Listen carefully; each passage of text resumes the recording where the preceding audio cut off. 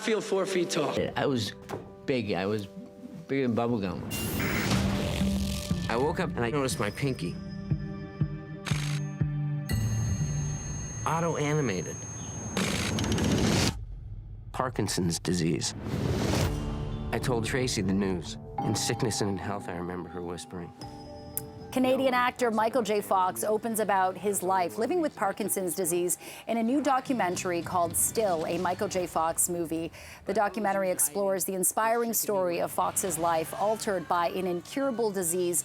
And for more on this, we are joined by the film's director, the one and only Davis Guggenheim. Welcome to Toronto and good morning. Thanks for joining us. Good morning. It's so nice to be here. Absolutely. So this documentary, you approached Michael J. Fox to make it. And I must say, I watched it yesterday. It really feels like you're watching a Michael J. Fox movie because of all the clever editing with use of his old footage to blend into what's happening in his current life, the parallel stories, and also just your interview with him. Yeah. So tell us your vision for how you wanted to make this. When I pitched it to Apple, I said, let's make a documentary like an 80s movie, a wild ride. And it really is.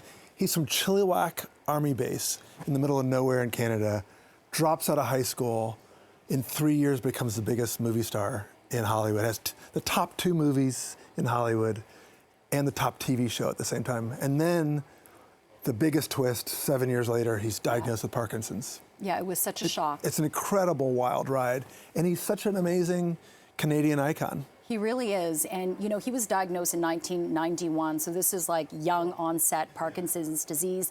But he's 29 years old. 29 years old, just married with a baby. Yeah. Why did he, I mean, he's written books about it. He's been open with his foundation with Parkinson's disease. Yeah. But he did keep it a secret for 7 years before telling people. But why now to make this film, you think? Well, keeping a secret is probably the most interesting part of the movie. It premieres tonight at TIFF at the Lightbox here in Toronto, a Canadian premiere. And he didn't want to tell anybody. He was running. And I think that's a theme in the movie. He's running towards fame. Yeah. And then when he has Parkinson's, he's running away from Parkinson's. And the movie is about what happens when he stops running. When he's still. When he's still, and when he faces this thing and finds a better version of himself. And that's why I love this movie, because he's such a wonderful guy. And he's found this stillness, this wonderful thing about him that draws me to him.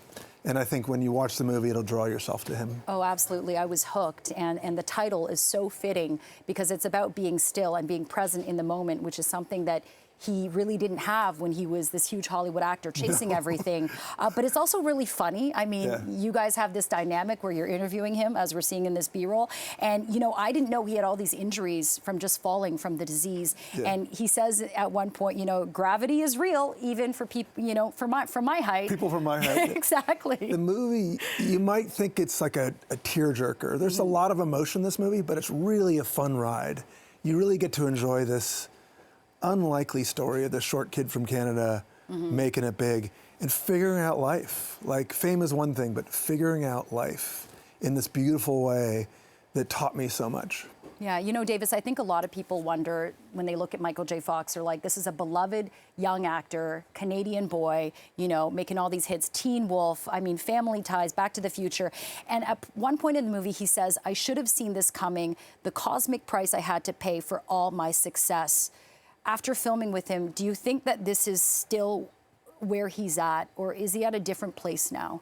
He's a brilliant guy. I mean, you sort of underestimate him because he's funny, but he's brilliant. And he says Parkinson's is the gift that keeps on taking. Wow. And it's amazing to think of it that way. It is, in so many ways, a gift because it sent him in this direction. It challenged him to go deeper and to be self-reflective and actually find answers to things that are good for all of us to see, but it keeps on taking. Yeah, absolutely. At one point when you're interviewing him, you sound pretty surprised. You're like, hey, Michael, why haven't you told me in all these hours of interviews that you're in pain? Yeah. What did you make of that? The fact that he didn't tell you, like, hey, look, I'm actually suffering right now. These tremors are hurting me. It's a big part of the movie. He wants to be optimistic. It's not just sort of talking points for his life. Right. It's what makes him endure through this. Like, Parkinson's has been really hard. He had a lot of falls during the year we were shooting, but his optimism is what keeps him going. And so I think dwelling on the hard stuff is hard for him. and something he's reluctant to do. And that's sort of one of the tensions in the movie. Yeah. Wow, what a treat this was to watch, and I can't wait for all of Canada to watch it. Well, at the premiere tonight at TIFF Bell Lightbox, 6:30, and then May 12th, it premieres on Apple TV Plus and in theaters everywhere. Davis, congratulations. This is a work of art, and I'm so happy you made it. Take care. I'm so happy to be here. Yeah. It's really fun. Thank you for talking about our movie. Thank you. That was awesome. Okay, speaking of fans, that is Curtis Stevenson, Leafs superfan in Alberta, cheering on the team as they closed off their series against Tampa Bay, and he's ready for tonight. All right, Curtis, thanks for joining us so dark and early there for you. You got your helmet on, you got your gear on. That reaction is just epic from, the win on Saturday night here. What is it feeling like going into round two? Because it's been 19 years since you've been able to cheer on the Leafs in the second round of the playoffs. Sorry, I don't sound very good still. A little rough Saturday night. Understandable. But it feels different. I don't know. It's a weird feeling when you look at the bracket and you're in the second round after 20 straight years of not seeing that, or 19 straight years. So I'm so darn excited. Tonight's going to be so exciting for a lot of Leaf fans. Okay, and you're not in Toronto, and yet you might be the biggest Leafs fan, judging by the setup in your house with all the memorabilia. Talk about your story. Why are you a Leafs fan there? Did you used to live in Toronto, and how long did it take you to collect all that merch? No, I was born and raised in a small town in Alberta. Only been to Toronto a few times for games. I just, growing up, we didn't have cable, so CBC was the only channel I had, and that was Hockey Night in Canada every Saturday. So I watched the Leafs game before bed, and so that was the only hockey I got to watch. Here we are. Okay, Curtis, we're sort of running some B-roll now of all the different memorabilia you've collected there. Can you talk about some of your maybe prized possessions that you have there, or some of the most exclusive or unique? The Samsonov mannequin is awesome. I got a lot of jerseys, obviously, a lot of helmets, gloves. The mannequins all have game-worn gear on. The beer fridge. It's all special. There's not one or two things that it's just everything is game-worn or signed. Oh my gosh, Curtis, have you ever done kind of a insurance appraisal of how much all this is worth? I have, I've got it fully insured. I won't get into publicly what it's worth. Okay, yeah, we don't want people knocking on your door. My wife sees this. I like my wife. Okay, so what do you make of this team this year, Curtis? Because, they've had this core in place now for the last several years, hadn't been able to get over the hump, from the first round of a playoff series. What are you seeing different about this 2023 edition of the Toronto Maple Leafs that's giving you so much more excitement, perhaps, for a long playoff run? Just a little tougher, getting guys like Shen, O'Reilly, Achari, Matthews has just been a different player. Marner, Samsonov's been stable. We just got a hell of a team, and it's massive. The difference between going into Boston for game one and fighting our demons, or having Florida come to Toronto for game one. That was a massive swing in our favor too, I believe. So we're going to have a hell of a season. We're doing something special this year. Yes, sir. Okay, Curtis, I'm very curious because we've been asking some of our viewers all morning if they have any special kind of superstitions when they watch the Leafs, especially now that they've gotten to this point. Do you have any superstitions you'll be employing tonight as you watch the first game of the second round of the series? Yeah, I do. I don't know if I'm supposed to say it on breakfast television, but I slam a beer before the game, and I wear my bucket and gloves. Safety, of course, but yeah, that's kind of my super. I started doing that halfway through last season, and I just thought it was fun to, this is the John Tavares game-worn helmet, so it's just kind of cool to wear the stuff, they wore during the game, feel like, part of the team. It just, it increases it for me, I guess you should say, the excitement. I bet crushing a beer to kick off the game does that indeed, Curtis. Let me ask you this, when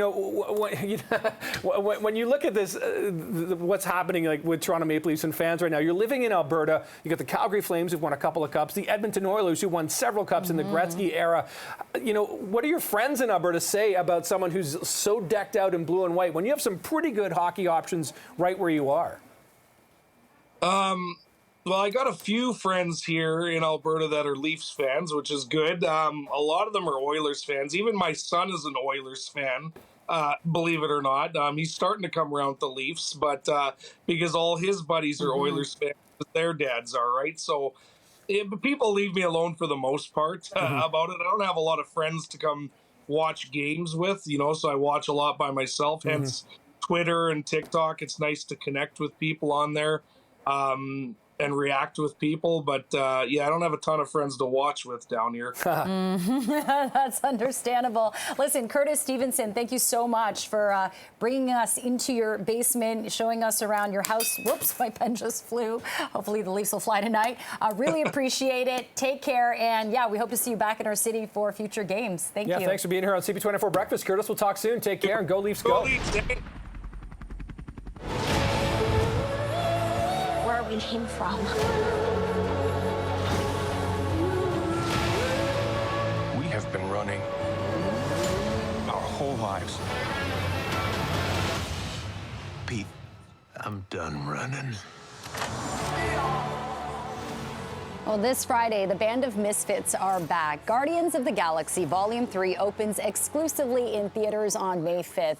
The film, which was written and directed by James Gunn, features a star-studded cast, including Chris Pratt, Bradley Cooper, Zoe Saldana, and much more. Dave Bautista as well. And another returning character is Yondu's right-hand man, his former right-hand man, Craiglin, played by Sean Gunn. And for more on his role in the film and, of course, this incredible movie, we're joined by Sean Gunn live in the studio this morning. Welcome, Hello. Sean. Hello. Thanks for having me. Absolutely. So exciting. So this is the final of the trilogy and, lots of laughter, killer soundtrack. There's a new squishy planet that resembles the insides of an intestine, Nathan Fillion in kind of a lipo suit. Yep. But I must admit, I cried 3 or 4 times watching this film. Oh, my God. Do you think most people will have that reaction watching this? Well, I would definitely say bring a hanky, just in case. I was weeping in the opening moments of the film, but I have a whole history with all of these things, so it's like it hit me doubly hard. But it's emotional, and I think that, but I think also it's a lot of fun. It's very funny, and it's all the things that we expect from a Guardians film. Oh, yeah, so much fun, especially when they're in spacesuits. I won't give it away, but there's some color coding issues going on. Yeah, that's a problem. Now, Rocket the Raccoon, who you do all the motion capture work for, really drives the storyline in Volume 3. We learn about his backstory, which is dark and very powerful. What else do you think audiences can take away from the theme of this film? I think the Guardians movies are really ultimately about family, in the idea that, you can find your family anywhere, as long as you find your group and they're people that you love and accept and they love and accept you. It's really the concept of we're all in this together. And that's just at the core of everything that these movies are about. And I think we see that with Rocket's story a lot here. Yeah, and Rocket is a small guy, and your brother, James Gunn, who, wrote and directed this, is a champion of the small guy and finding value in everyone. Now, you play Craiglin Opfantieri, and he's had quite the arc from when we first saw you in the very first film 10 years ago to now. Do you think Craiglin has finally found his sense of belonging? Because I know you got emotional when you put on your Guardian suit now that you're a Guardian, and it's kind of a parallel story with you as well. Yeah, that's true. It's like when I think back to where we first saw Craiglin in the first movie and where even where we pick up with him in the third movie, but his whole journey throughout, it's so wild to me. And I did not think that I was going to be part of these movies in the way that I have been.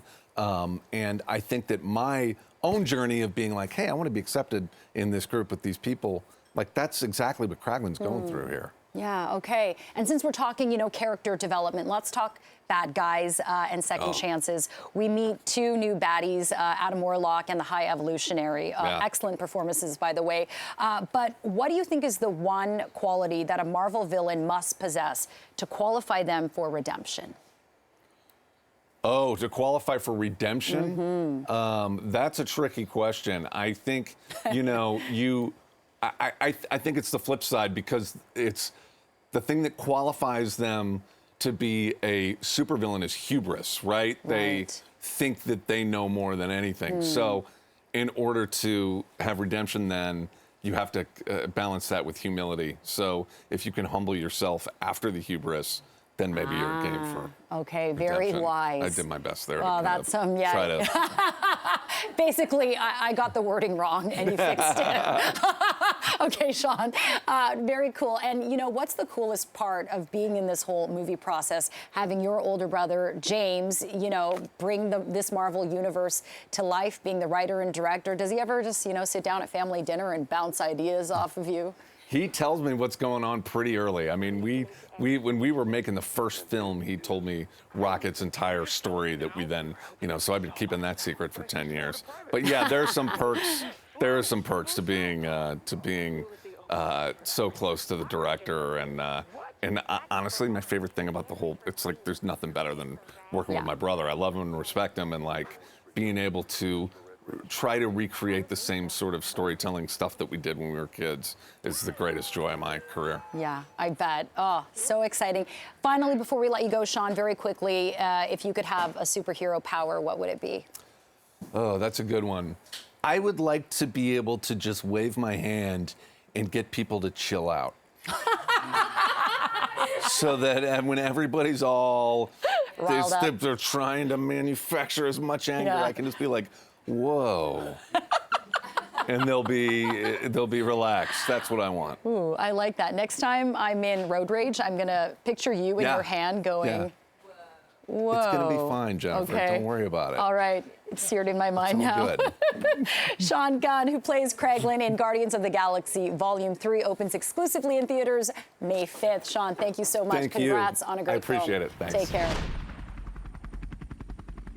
It's been a whirlwind of a year for Canadian model Lauren Chan, breaking many barriers and also making history. From her appearance in this year's Sports Illustrated swimsuit edition to also successfully selling her own popular Henning clothing line to Universal Standard, and also revealing some very big personal news. Lauren, welcome to CP24 Breakfast. It's so great to have you with us. Hi, Jennifer. Thank you so much for having me. This is a dream. Oh, absolutely. And you've had quite the dream of a year, surreal as it may seem. Talk about what inspired you to pen that open letter, that essay on Sports Illustrated. First of all, congratulations to becoming the first queer plus-size swimsuit model there, but also writing that letter, coming out to the world. Thank you. I did it because it fell on my desk at the right time. I had just spent a year going through a divorce and coming out, and I knew that Sports Illustrated had a reach that could really make a difference in people's hearts. I thought that opening up that part of myself could help change some minds about the queer community. And here in the States, it has been a tough year for the community. There's a record number of anti-LGBTQ bills being brought forward, and I thought that this was a pivotal time to stand up and show some queer joy.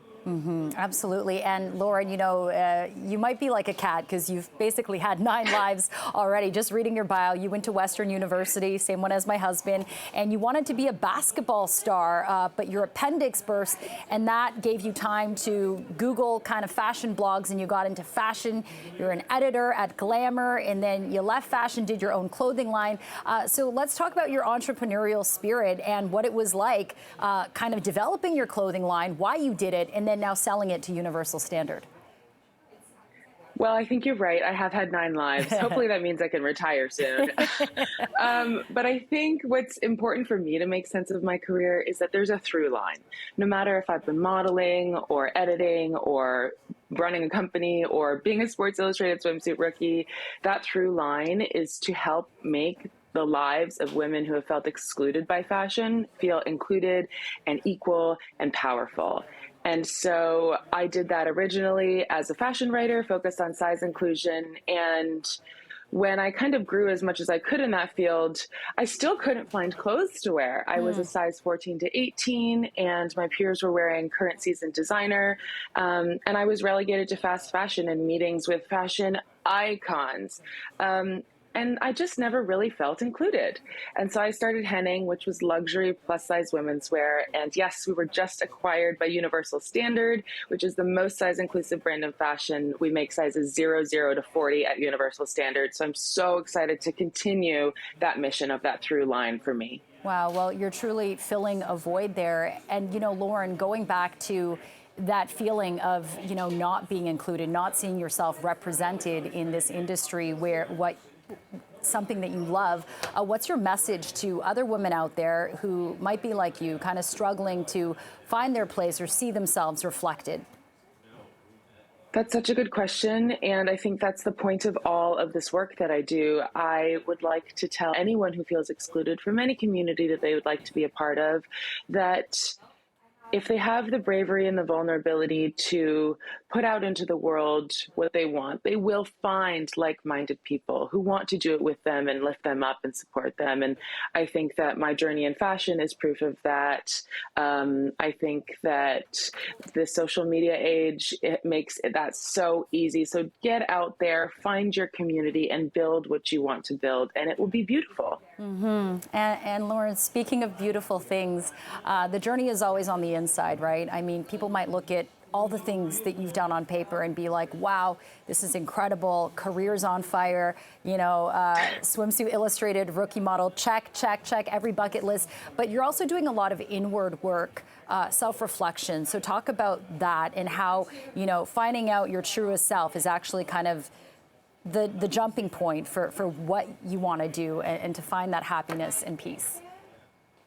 Yeah, well, it's Mental Health Awareness Month, so this is absolutely of the moment. I cannot speak more highly of therapy and all that it's taught me.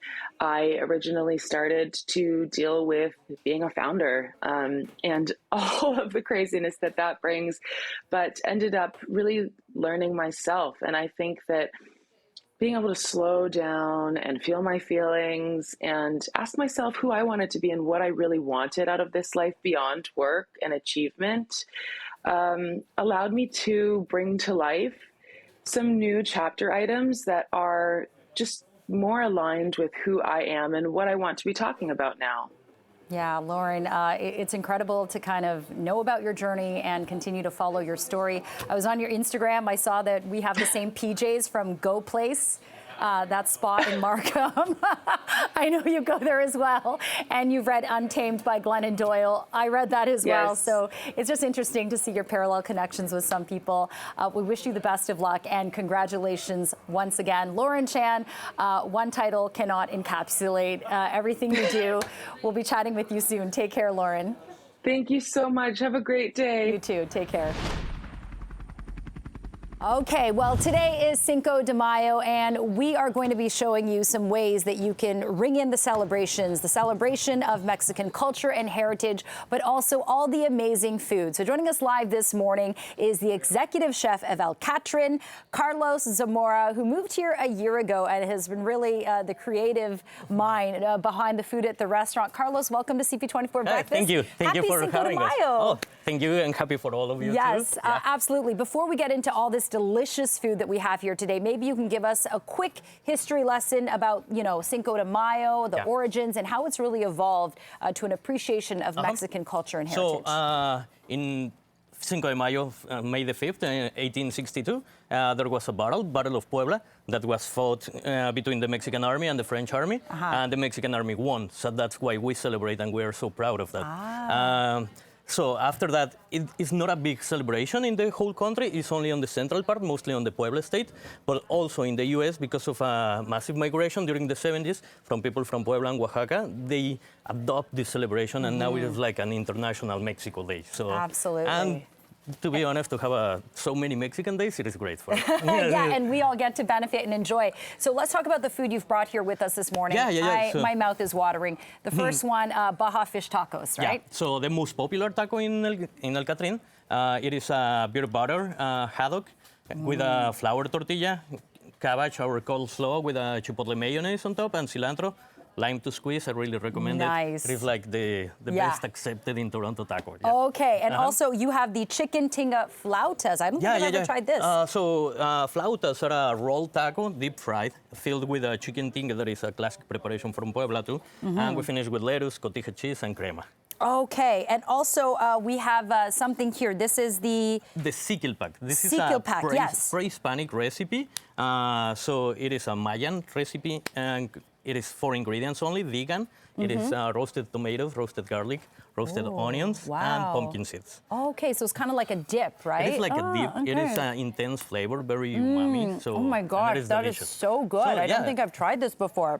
Beautiful. Very famous in the Yucatan Peninsula. Beautiful. And you also have the flan, which is like a dessert. Yeah, Napolitan flan. It is a classic on the Puebla history too. And it is the classic Latino flan. So it is delicious with dulce de leche on top and very nice. And who can forget, my kids, they love this, churros. I mean, they eat churros cereal, but this is something different. Yeah, totally. Churros are so popular in Mexico, and it is a appropriate dish from Spain. So we, in El Catrín, we prepare it with 3 different salsas. That is a strawberry sauce. Yeah, this one. Cajeta, that is goat milk caramel. Ooh. And Mexican chocolate. We use Mexican chocolate for that and for the drinks too. Mexican chocolate, that's kind of like Nutella. Do you know Nutella?